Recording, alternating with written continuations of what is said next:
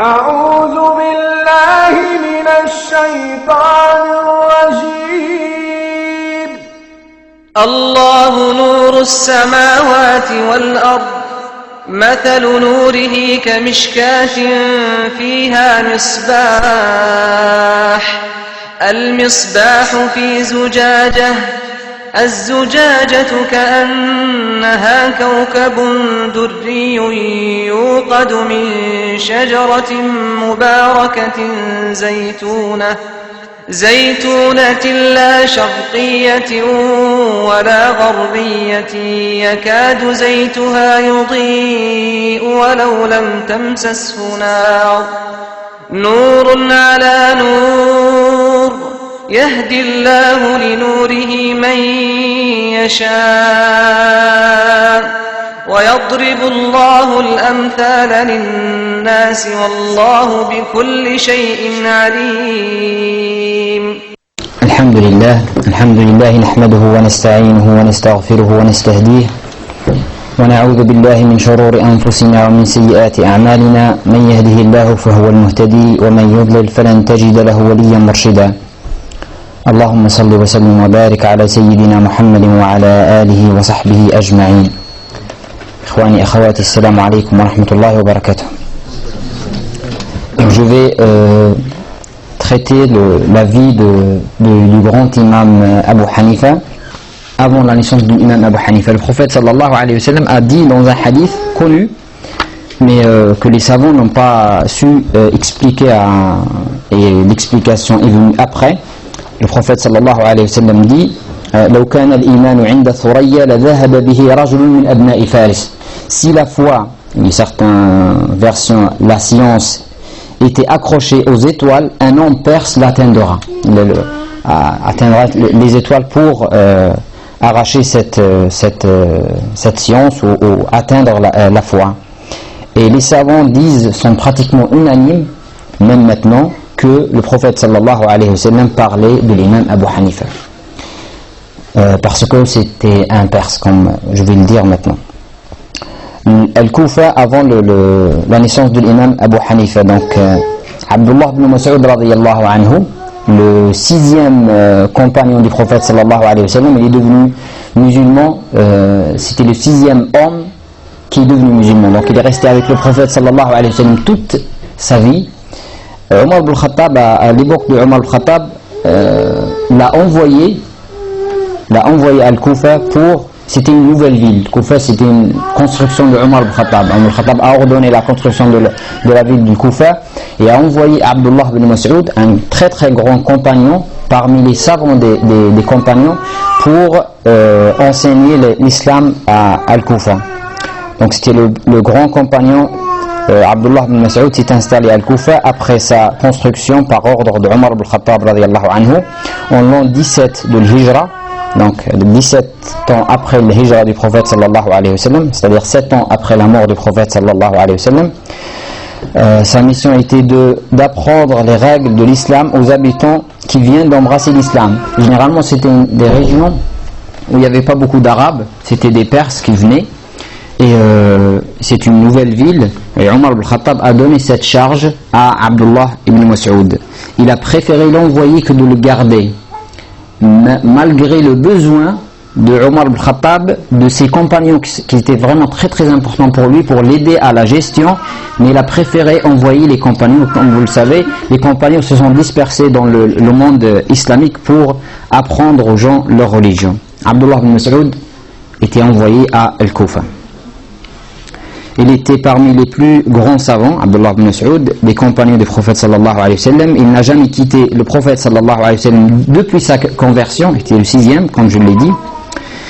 Il avait la même méthodologie de recherche et de déduction que Omar ibn Khattab radiyallahu anhu. Il avait un peu la même méthodologie la même manière de penser et de déduire des fatwas que Omar ibn Khattab. Et il prenait prenait beaucoup de précautions pour accepter les hadiths et utiliser le raisonnement et en l'absence des textes. Donc ça c'était la manière générale de travail de Abdullah ibn Mas'ud qui a influencé toute l'école qui venait après, qu'on appelle maintenant, même à l'époque, l'école de Ra'i, l'école de l'opinion ou de l'avis, des avis. Parmi les élèves de Abdullah ibn Mas'ud, certains sont devenus de très grands savants comme Ubayda ibn Qais, je vais le dire en arabe, Alqam ibn Qais al-Nakha'i et Shuraih, le Qadi Shuraih, il est très connu. Donc c'est les élèves directs de Abdullah ibn Mas'ud. Le Qadi Shuraih, il est resté comme juge pendant 60 ans. À partir de l'époque de Omar ibn Khattab, il est resté 60 ans comme juge de l'état de Al-Koufa et de sa région. Donc la génération suivante, la génération qui a suivi cette génération, les élèves directs de Abdullah ibn Mas'ud, n'a pas pu bénéficier de la compagnie bien sûr de Abdullah ibn Mas'ud, mais elle comptait l'un des plus grands savants de l'Irak. Il s'agit de Ibrahim al-Nakha'i. C'était un grand savant de l'Irak. Et il a été enseigné par les élèves de Abdullah ibn Mas'ud directement. L'un de ses élèves s'appelait Hammad ibn Sulayman. C'est lui qui succède à Ibrahim dans son cercle de formation. Et ça marchait toujours comme ça. Les universités, c'était les mosquées. Et chaque savant avait son propre cercle de formation. Et donc, Hammad ibn Sulayman a succédé à Ibrahim al-Nakha'i dans son cercle de formation. C'était un grand savant mujtahid mutlaq. Ce qu'on appelle mujtahid mutlaq, c'est quelqu'un qui peut donner ses avis d'une manière absolue. C'est-à-dire il a atteint un certain niveau de compréhension de l'islam, du Coran, des hadiths, qui peut donner des avis d'une manière absolue, mutlaq. Il avait un très grand cercle de formation. Dans ce cercle, il y avait le petit Abu Hanifa, radhiyallahu anhu, qui est devenu grand après.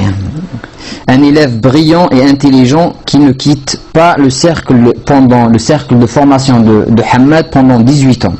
Il succède naturellement à son maître, Hammad ibn Sulayman, et devient le plus grand imam de Al-Koufa et de l'Irak tout entier. Parmi ses élèves, parmi les élèves de l'imam Abu Hanifa, on trouve Yusuf, Muhammad ibn Hussein al-Shaybani et Zufar.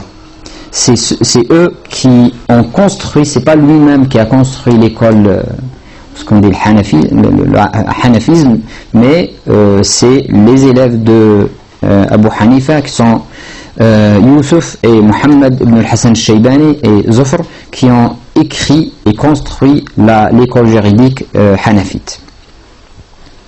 Donc ça c'est d'une manière générale l'époque et la ville de Abu Hanifa radiyallahu anhu. Donc l'origine et la jeunesse, comme je l'ai dit tout à l'heure, Abu Hanifa c'est un Perse, c'est pas un Arabe. Son père est venu pour s'installer à Al-Koufa et comme vous le savez, Ali ibn Abi Talib à un moment donné a transféré la khilafa de Médine à Al-Koufa pendant une année à peu près. Donc Ali ibn Abi Talib s'est installé lui-même à Al-Koufa. Le père de Abu Hanifa, qui s'appelait Thabit, était un grand commerçant perse. Il s'est converti à l'islam. Donc il y a plusieurs versions concernant ça. Certains disent que Abu Hanifa, Thabit est né musulman. Certains disent que Thabit est devenu musulman quand il est arrivé à Al-Koufa. Et donc il y a une divergence d'opinion entre les historiens. Il a rencontré l'imam Ali ibn Abi Talib radhiyallahu alayhi.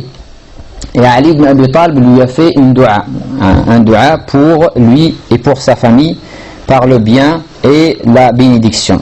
Allah subhanahu wa ta'ala a exaucé le dua de Ali ibn Abi Talib en donnant à Thabit son fils Abu Hanifa, qui s'appelait, son prénom c'était An-Nu'man. Et donc son père lui a donné un surnom Abu Hanifa, qui est né en l'an 80 de l'Hijra, 82 de l'Hijra, à peu près l'an 700 de calendrier grégorien. Donc ça concerne un peu sa jeunesse et son origine. La période d'apprentissage de l'imam Abu Hanifa. Donc à l'époque de Abu Hanifa, Al-Koufa, comme je l'ai dit tout à l'heure, était une ville scientifique il y avait de nombreux cercles de formation en fiqh, en hadith, le Coran, les langues, les sciences de la vie et tout autre type de sciences. Les mosquées, lieux d'adoration et d'apprentissage à l'époque ne se vidaient pas des étudiants et des savants. Dans cette ville, Abu Hanifa passa la majeure partie de sa vie étudiant au début et maître à la fin. Après avoir appris le Coran, il était assez jeune, il a appris le Coran. Enfant, Abu Hanifa fréquentait les cercles de formation, mais il était plus intéressé par le commerce avec son père que par la science. Donc il allait souvent avec son père dans son magasin. Son père était un grand commerçant de tissus, surtout de harir, de soie. Donc Abu Hanifa fréquentait beaucoup plus le magasin de son père. Il a appris avec son père le commerce et jusqu'à l'âge de 19 ans, il fréquentait de temps en temps les cercles de formation, mais il fréquentait beaucoup plus le magasin. Il a appris les règles de l'art du commerce. Il a appris donc avec son père dans son grand magasin de textile l'art du commerce et du négoce. Un jour, Ahmed Sha'bi, c'est un grand savant, est venu voir son père, il le connaissait, et a discuté avec Abu Hanifa qui avait à l'époque 19 ans.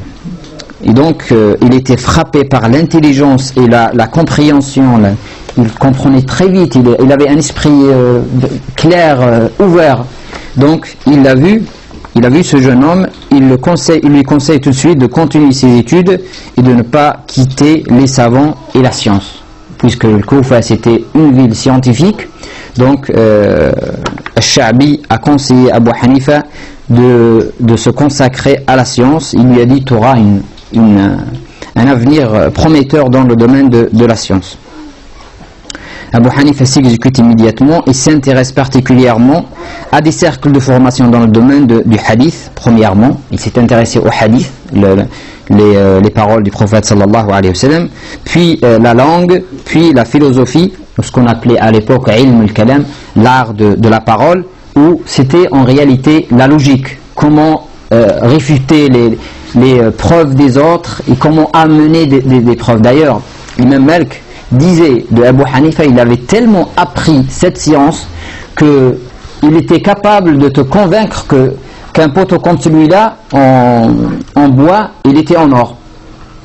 Donc il avait tellement de capacité de convaincre les gens. Imam Malik disait cela de Abu Hanifa. Donc, et ça il l'a appris pendant cette période-là, quand il faisait de ilm al-kalam, ou la philosophie et la logique en général. Donc il est devenu imbattable lors des débats concernant certains points de dogme et de aqidah. Et donc même il y a beaucoup d'histoires qu'on raconte de l'imam Abu Hanifa avec les gens les non-croyants, et donc j'ai pas le temps de citer, on le citera tout à l'heure peut-être. Il se dirige après une période de réflexion. Donc après cette période-là, il a étudié pas mal de choses, il s'est intéressé à pas mal de sciences. Après cette période-là, il a pris une décision, et c'était un peu difficile pour lui, de se consacrer à al-fiqh et de devenir le maître de cette science-là. Et donc il avait cet objectif-là. Donc il se dirigeait à l'époque vers toujours. Donc il y avait Hammad ibn Sulayman qui était le grand savant de al-fiqh. Donc il s'installa devant Hammad ibn Sulayman à l'âge d'à peu près 20 ans ou un peu plus. Donc, et c'était à partir de là, il n'a pas quitté Hammad pendant 18 ans. Après la mort de Hammad ibn Sulayman, Abu Hanifa récupère la présidence du cercle de formation. Il avait à cette époque 40 ans, à peu près 40 ans. Donc c'est lui, après la période de Hammad ibn Sulayman, c'est lui qui a repris il est devenu le savant et celui qui dirigeait ce cercle de formation. Les étudiants l'ont entouré pour acquérir la science et la méthodologie de travail de l'imam Abu Hanifa, et même la méthodologie de pensée et d'extraire les avis des textes. il posait les problèmes. Sa méthode généralement avec ses élèves, c'était qu'il posait les problématiques et les questions. Il laissait ses élèves et ses étudiants en débattre pendant un certain temps. Après, à la fin, il résumait un peu tout ce qui a été dit sur cette question. Il donnait son avis. Il ne sortait pas du cercle de formation sans prendre un avis commun, unanime de lui et de ses élèves avec lui. Et donc généralement avec cette méthode-là, Abu Hanifa a réussi à établir plus de 500 000 avis juridiques qui ont été après écrites par Abu Yusuf, donc son élève, son premier élève. Donc Abu Hanifa partait souvent au Hajj, presque chaque année partait au Hajj, Abu Hanifa ridwanullahi alayhi. Cela lui a permis donc pour vous dire qu'il n'avait pas juste Hamad comme professeur. Bien sûr, Al-Koufa n'était pas très loin de Médine, de la Mecque, c'est pas énorme. Donc Abu Hanifa faisait tout le temps le Hajj. Chaque année, pratiquement, il a fait 55 fois le Hajj. Et on dit même qu'il s'est installé au Hijaz, entre la Mecque et Médine, pendant 6 ans. Donc, cela lui a permis de rencontrer les plus grands savants et les plus grands muhaddiths, ceux qui avaient la science du hadith. Parce qu'il y avait quand même une grande concentration des savants à Médine et à la Mecque. Il écoutait donc d'eux et rapportait leurs avis et hadiths et débattait toujours avec ces savants-là concernant les problématiques qui se sont posées, les nouveautés qui concernent l'État islamique de l'époque. Parmi les savants, on trouve Amr al-Sha'bi, c'est un très grand savant qui habitait Médine, mort en l'an 103. Donc Ikrima